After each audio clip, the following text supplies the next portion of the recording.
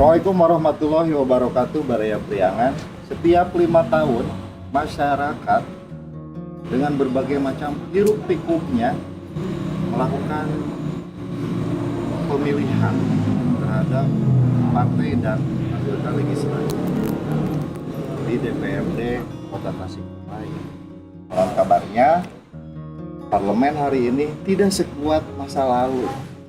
Kita ambil contoh tahun 1999 sampai 2004, di mana parlemen memiliki kekuatan yang sangat kuat, bisa melakukan impeachment bahkan terhadap kepala daerah. Lalu seperti apa sih parlemen hari ini? Seberapa kuat parlemen hari ini mempengaruhi kebijakan pemerintah? Kita akan membahasnya bersama Kang Basuki Rahmat, akademisi dari STIA Tasikmalaya, ada Kang Wahid, Ketua DPC PKB Kota Tasikmalaya, ada Kang Muslim, Ketua DPC PDI Perjuangan, ada Kang Dede Muharam dari Partai Keadilan Sejahtera Kota Tasikmalaya. Sejauh mana sih kekuatan parlemen hari ini?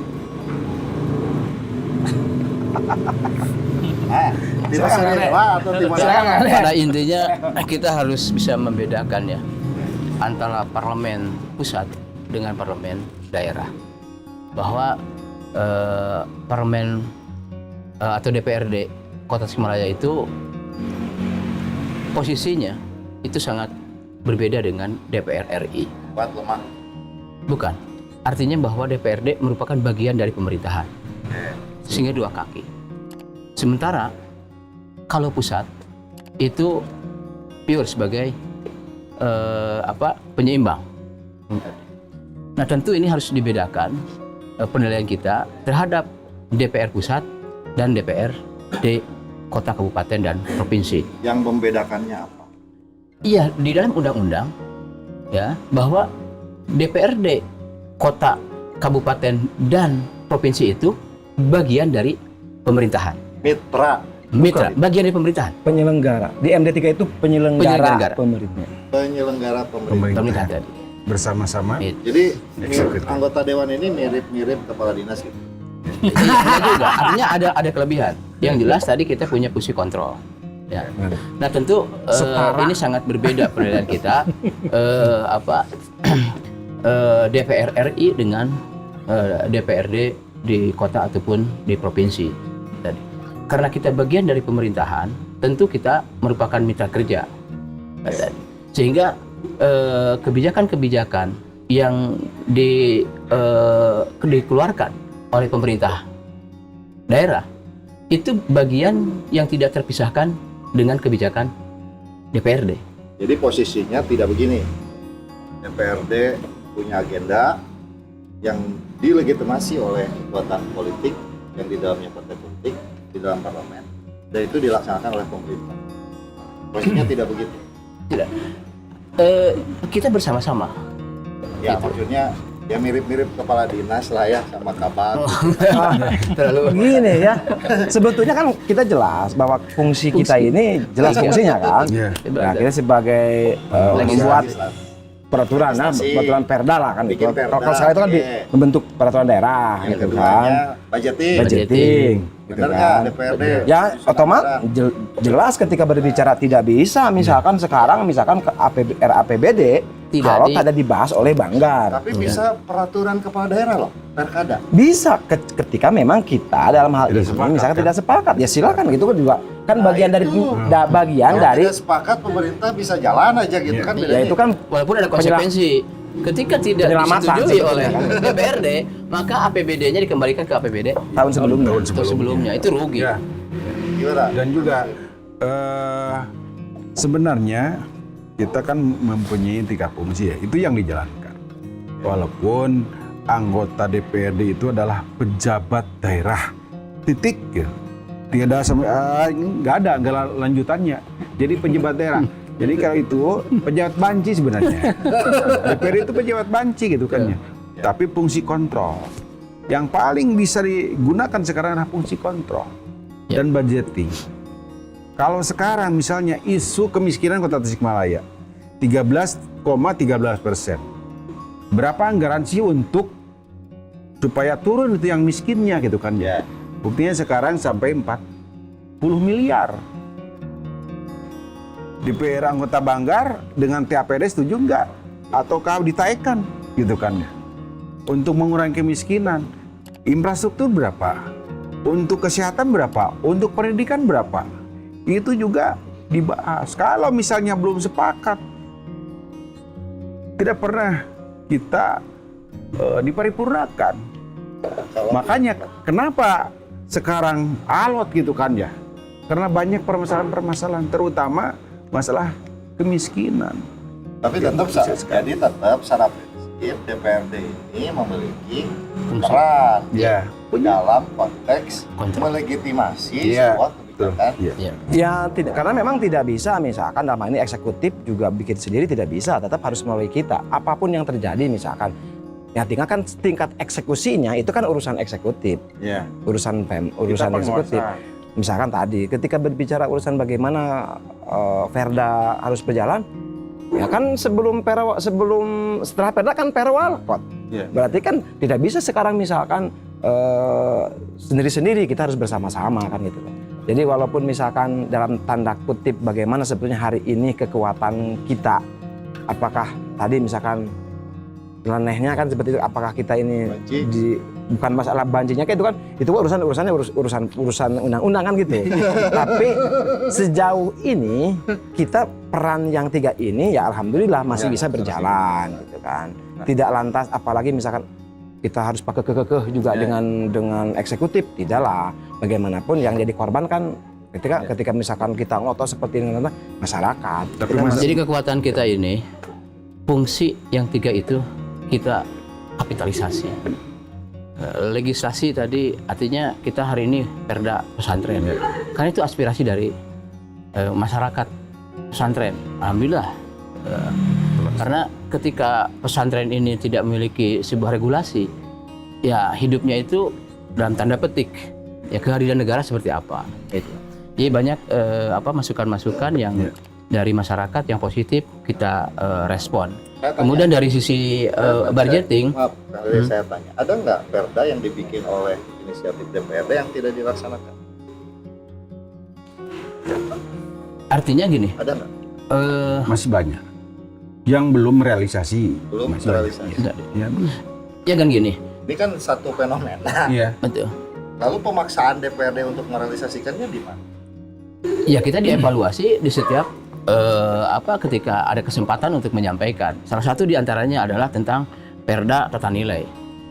Kita akui sampai hari ini dari sisi implementasinya masih jauh dari harapan.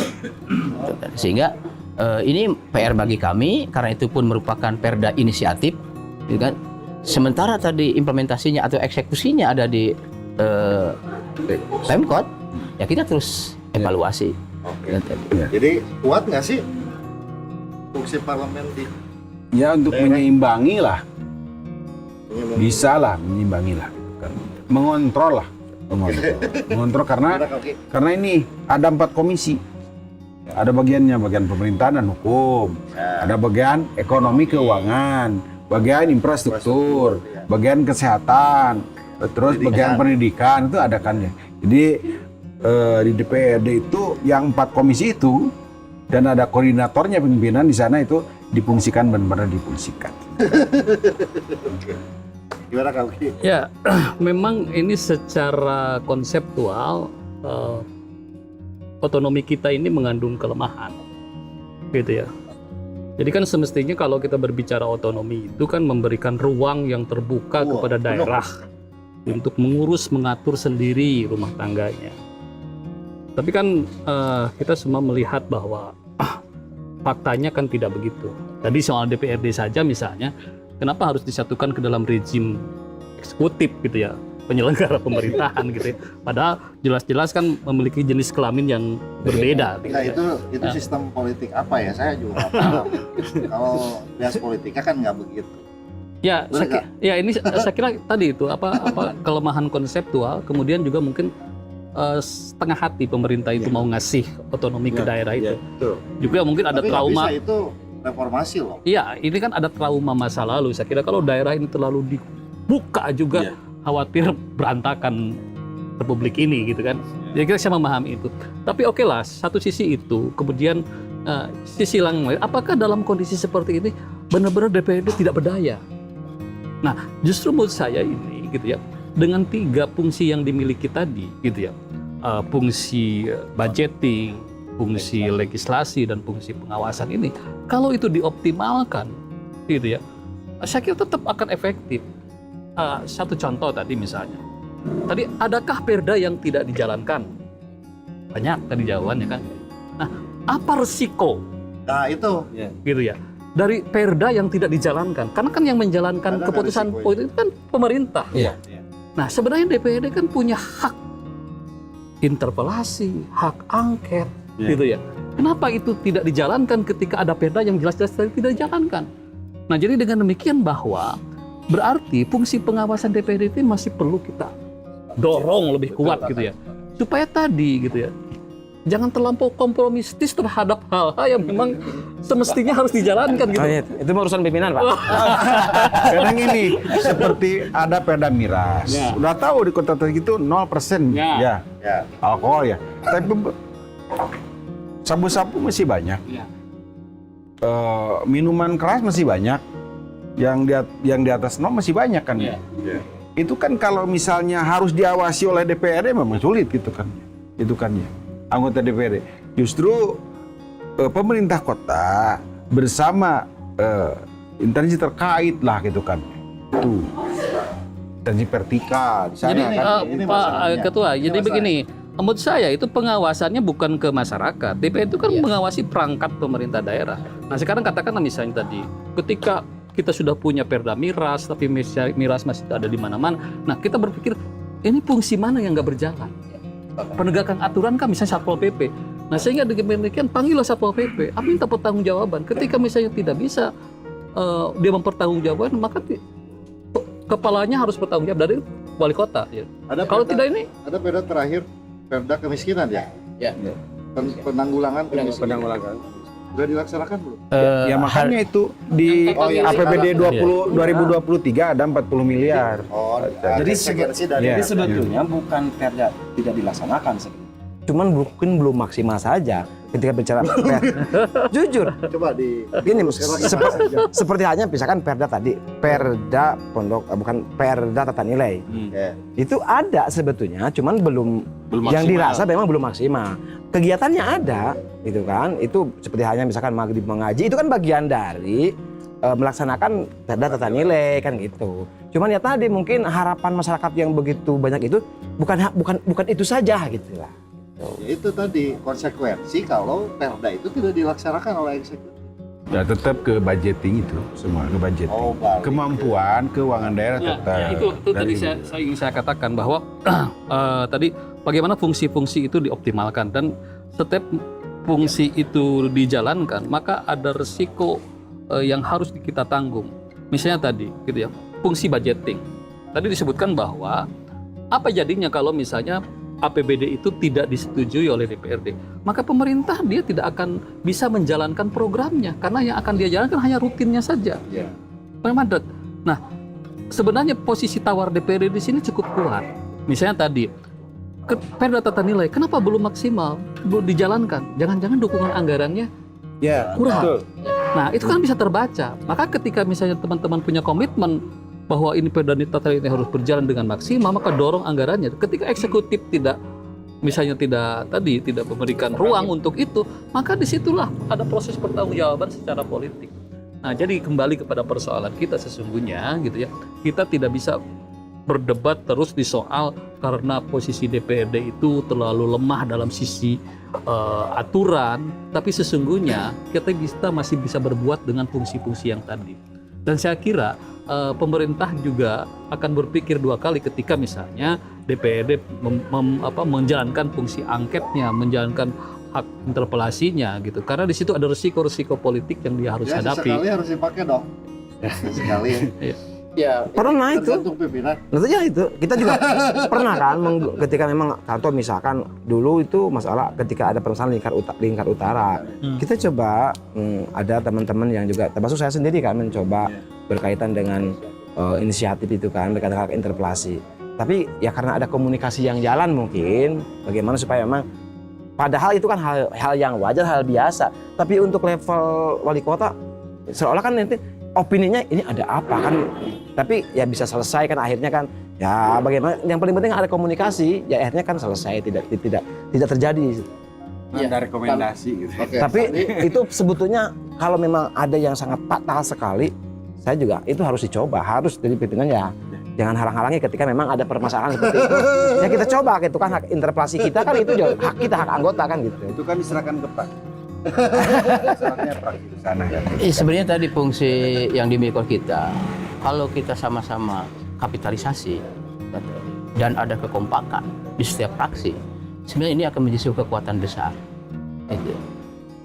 Dan ini tanggung jawab kita bersama. Sehingga di Banggar umpama tadi, kita sering memberikan kritikan-kritikan dan masukan.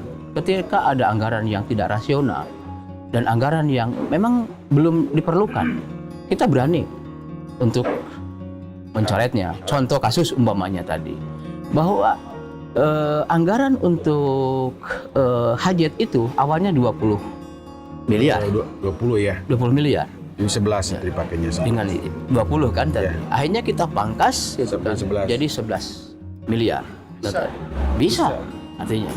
Dan kami sering menyampaikan bahwa ada kultur dan kebiasaan di teman-teman eksekutif itu, kalau belanja suka maksimalis, kalau PAD minimalis. Ini kan PR besar bagi kita. Sehingga kita bagaimana bisa membangun kota Tasikmalaya kalau PAD-nya tidak naik-naik. Maka kami dengan Mang Wahid, pengintin tadi Muslim, yang selalu kami setiap pembahasan anggaran yang selalu mengoreksi kan.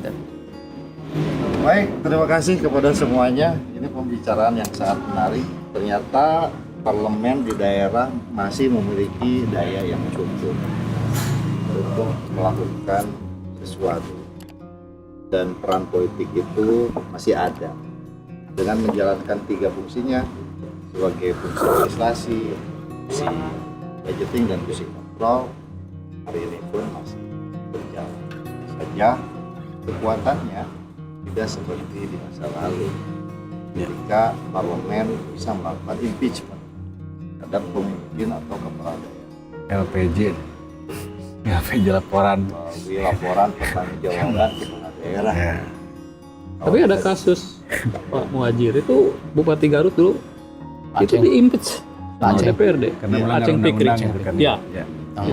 Undang-undang sih, Iya. etik saja. Nah, dan saya pikir siapapun orang-orang baik yang memiliki visi ke depan, visi pemerintahan dan visi kota Tasikmalaya ke depan, silakan untuk mencalonkan di legislatif. Sekarang masih ada waktu, silakan memerankan perannya nanti di DPRD, karena DPRD sebagai parlemen hari ini meskipun mitra pemerintah masih kekuatan politik yang cukup untuk mempengaruhi setiap kebijakan pemerintah.